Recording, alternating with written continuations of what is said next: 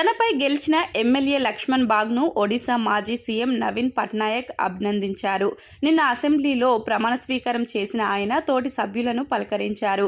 ఈ క్రమంలో లక్ష్మణ్ లేచి తనను తాను పరిచయం చేసుకున్నారు. వెంటనే మీరేనా నన్ను ఓడించింది అని పట్నాయక్ అన్నారు. నవీన్ 2 చోట్ల పోటీ చేయగా ఓ చోట ఓడిపోయారు. కాగా ఓడించిన అభ్యర్థిని అభినందించిన నవీన్ పట్నాయక్ తీరుపై ప్రశంసలు వెల్లువెత్తుతున్నాయి.